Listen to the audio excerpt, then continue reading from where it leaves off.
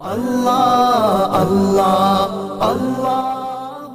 و چون اجتناب از فضول مباحات بالکلیہ در همه اوقات خصوصا در این وقت بسیار عزیز الوجود است، اجتناب از محرمات لازم ساختہ مهما امکنا دائرہ ارتکاب فضول مباحات را تنگ تر باید ساختہ. فرماتے ہیں چونکہ آج کل ہمارے یہاں یہ ہو سکتا ہے کہ اس وقت جو ہے اپنے آپ کو مکمل طور پر مباحات سے بچانا تو مشکل ہو گیا ہے، کوئی نہیں بچ سکتا اس مباحات سے، لیکن یہ کر لیں کہ کم از کم آپ اگر یہ چاہیں کہ میں محرمات سے، حرام چیزوں سے اپنے آپ کو بچاؤں، تو مباحات جتنے اس میں سے کم آپ استعمال کر دیں. اس کے دائرے کو آپ بہت تنگ رکھیں، مباحات کے دائرے کو بہت کم رکھیں. اور اگر آپ اس مباحات پر بھی عمل پیرا ہو، وہ درین ارتکاب ہموارا نادم و مستغفر میں باید بود ہو. آپ جب بھی مباحات کام کرتے رہیں گے زیادہ تو پھر آپ استغفار بھی کرتے رہو اور نادم بھی رہو. ہو سکتا ہے کہ وہ دریچہ از برائے دخول محرمات دانستہ ہمیشہ بحق سبحانہ و تعالی ملتجی و متضرع باید باشد.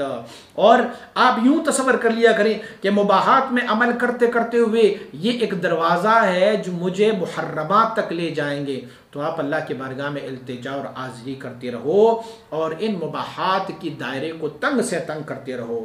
ہو سکتا ہے کہ آپ کی یہ ندامت اور استغفار، یہ التجا اور آپ کی یہ عاجزی، یہ وہ کام کر جائیں کہ اللہ کریم ان کی وجہ سے آپ کو فضول مباحات سے بھی نکال دے. آپ مباح پر بھی عمل نہ کرو، کیونکہ سلسلہ عالیہ نقش بندیہ آپ مبارکین جو ہے وہ عمل کرتے ہیں عزیمت پر، رخصت پر نہیں کرتے عمل.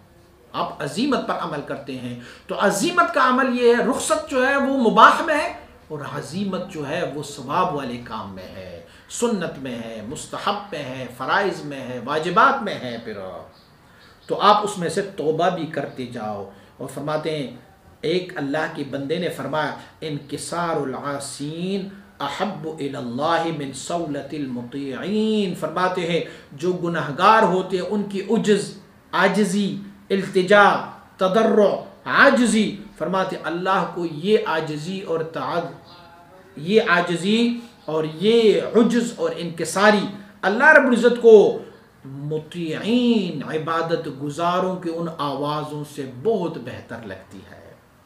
گناہگاروں کی عاجزی اللہ رب العزت کو اطاعت گزاروں کی اطاعت پر اونچی آواز سے عبادت کرنے والوں سے ان کی یہ انکساری بہت پسند ہے. وہ فرماتے ہیں کہ محرمات بھی دو قسم کے ہیں. فرماتے ہیں ایک قسم وہ ہے حرام چیزوں کا جو اللہ رب العزت یعنی حقوق اللہ سے تعلق رکھتے ہیں، اور دوسرا قسم وہ ہے کہ جو حقوق العباد سے متعلق ہے. فرماتے ہیں ان میں سے جو حقوق اللہ اور حقوق العباد ہے اس میں اہم کون سا ہے؟ فرماتے ہیں رعایت قسم ثانی اہم ترست. فرماتے ہیں حقوق العباد کی رعایت سب سے زیادہ مہم ہے. حق سبحانہ و تعالی غنی مطلق است، اللہ رب العزت غنی مطلق ہے. ہو سکتا ہے آپ کو ان اللہ کی حقوق میں کوئی چیز اگر آپ سے ادھر ادھر ہو گئی ہو تو آپ اللہ رب العزت کے بارگاہ میں تضرع و عاجزی کرتے جائیں گے، استغفار کرتے جائیں گے. اللہ کریم ارحم الراحمین ہے اور بندے جو ہے وہ فقیر اور محتاج ہے، تو اللہ رب العزت اپنی حق کو بخش سکتے ہیں، توبہ کر سکتے ہیں. ان اللہ یغفر ما یشاء. یا آیت شریف اور بھی بہت آتی ہے لا تقنطوا من رحمت اللہ ان اللہ یغفر الذنوب جمیعا.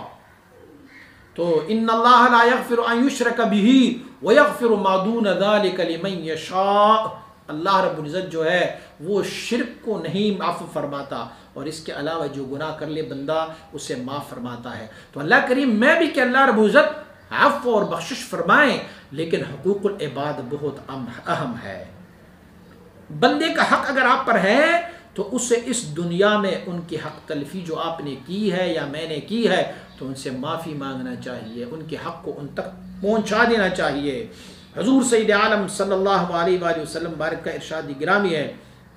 آپ مبارک فرماتے ہیں یہ حضرت امام بخاری رحمۃ اللہ تعالی نے حضرت ابو ہریرہ رضی اللہ عنہ سے روایت فرمائی، من کان له مظلمة لأخيه من عرضه او شيء فليتحلله منهم اليوم قبل ان لا يكون دينار ولا درهم، ان كان له عمل صالح اخذ بقدر مظلمته وان لم يكن له حسنات اخذ من سيئات صاحبه فحمل عليه۔ اللہ اکبر۔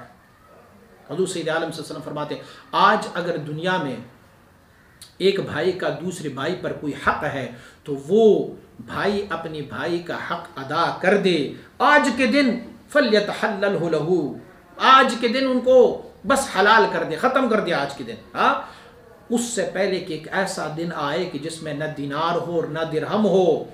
اگر پھر اس وقت تک رہ گیا، اس دنیا میں آپ نے معافی نہیں مانگی، ذوی الحقوق کی حق تلف کرنے کے بعد ان سے آپ نے معافی نہیں مانگی، ان کے حق کو ان کو واپس نہیں لوٹایا، تو پھر کیا ہوگا؟ قیامت والے دن پھر یہ ہوگا کہ آپ کی عمل صالح کو اسی کے مطابق لیا جائے گا اور ان کو دیا جائے گا۔ اور اگر آپ کے پاس وہاں عمل صالح نہیں ہوگا تو پھر کیا ہوگا؟ اس بندے کا جس کی حق تلفی تم نے اس دنیا میں کی ہے ان سے گناہ لے کے تمہارے ذمہ ڈالا جائے۔ اور دوسری حدیث شریف کو بھی سماعت فرمائے، اس روایت کو امام مسلم نے ذکر فرمایا ہے حضرت ابو ہریرہ رضی اللہ عنہ سے۔ حضور سید عالم صلی اللہ علیہ وسلم نے صحابہ کرام سے پوچھا اتدرون مل مفلس، مفلس کون ہے؟ یعنی دوسرے لفظ میں آپ کہیں کہ مسکین اور غریب کون ہے؟ قالوا المفلس فینا من لا درہم له ولا متاع۔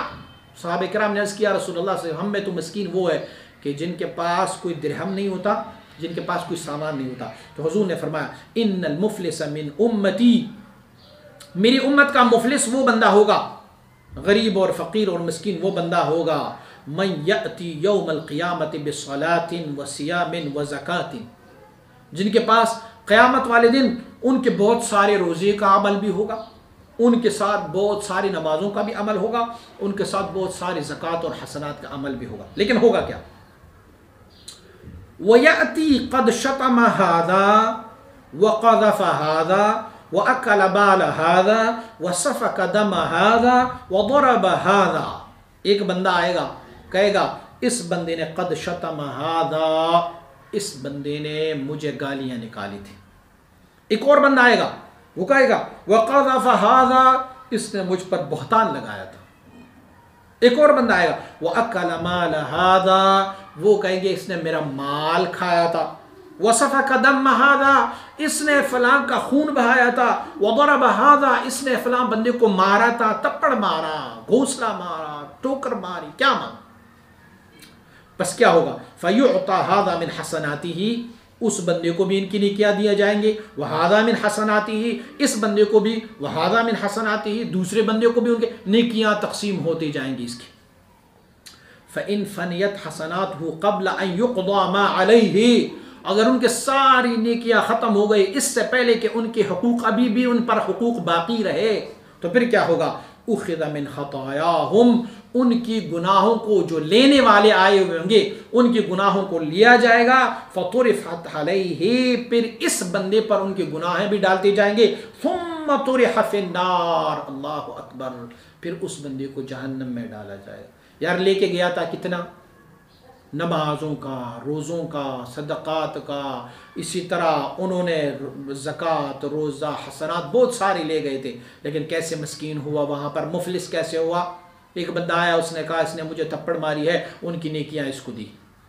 دوسرا آیا اس نے کہا مجھے اس نے بہتان، اس کی نیکیاں ان کو دے دیں۔ ایک اور آیا اس نے میرا خون بہایا، ان کی نیکیاں اس کو دیا۔ ایک اور آیا اس نے مجھے مارا ہے، ان کی نیکیاں دی گئی۔ ایک اور آیا اس نے کہا مجھے گالیاں نکالی ہے، ختم ہو گئی۔ ایک اور بندہ بھی آئے گا، کوئی اپنا پیش کرے گا اللہ کے بارگاہ میں، اس نے مجھے یہ کہا تھا، اب ان کے پاس کوئی ان حسنات باقی نہیں رہے تھے، نمازوں کی، روزوں کی، زکوٰۃ کی، حج کے، ساری نیکیاں ان لوگوں کو تقسیم کی گئی، اب ان کے پاس کچھ نہیں ہے۔ تو جو بندہ آخر میں آئے اور وہ اپنا حق جتائیں گے تو ان کے پاس نیکی تو کوئی نہیں ہے، تو اس بندی کے گناہ کو اٹھا کے اس پر ڈالا جائے گا اور پھر اس بندے کو جہنم میں ڈالا جائے گا، العیاذ باللہ۔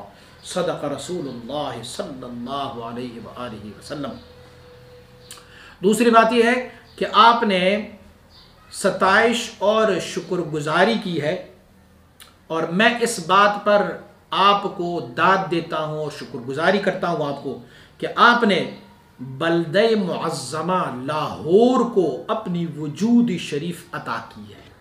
آپ وہاں پر بلدہ معظمہ، شہر معظم جو لاہور کا ہے، لاہور کے شہر معظم میں آپ وہاں پر رہ رہے ہیں، اور آپ ہی کی وجہ سے شہر معظم لاہور کو دین اور تصوف کی ترویج و اشاعت ہو رہی ہے، اور تقویت دین اور ترویج ملت آپ ہی کی وجہ سے لاہور میں ہو رہی ہے. سبحان اللہ.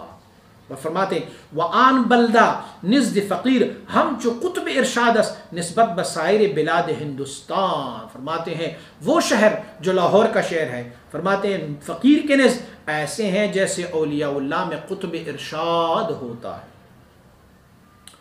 اولیاء اللہ میں جیسے قطب ارشاد ہے، فرماتے ہیں سائر بلاد ہندوستان میں، ہندوستان کی تمام شہروں میں مجھے لاہور جو ہے یوں دکھائی دیتا ہے جیسے اولیاء اللہ میں قطب ارشاد ہو. اور کیوں نہ ہو کہ یہاں پر داتا علی گنج بخش فیض عالم مظہر نوری خدا ہے. اللہ رب العزت کے وہ بندے جو لاہور میں ہیں، اللہ رب العزت کے وہ برگزیدہ ہستیاں جو لاہور شہر میں ہیں، اللہ رب العزت کی رحمتیں اس لاہور شہر پر نازل ہوتی ہیں. اور آپ فرماتے ہیں کہ خیر و برکت آن بلدہ بجمیع بلاد ہندوستان ساریہ. فرماتے ہیں لاہور شہر کی خیر و برکت پوری ہندوستان کے تمام شہروں میں جاری اور ساری ہے. اگر آن جا دین را ترویجس در ہم جا نحو از رواج متحقق است. فرماتے ہیں اگر لاہور میں دین اور تصوف کی ترویج و اشاعت ہو تو پھر ہندوستان کے پوری شہروں میں ان کا رواج ہوتا رہے گا، متحقق ہے. اور اگر یہاں پر فتنہ اور فساد ہو تو ہندوستان کے پوری شہروں میں فتنہ اور فساد ہوگا. لاہور والوں کو مبارک ہو کہ وہ اتنے معظم شہر میں رہتے ہیں، اتنے برکت والے شہر میں رہتے ہیں. حق سبحانہ و تعالیٰ آپ کی مؤید و ناصر رہیں.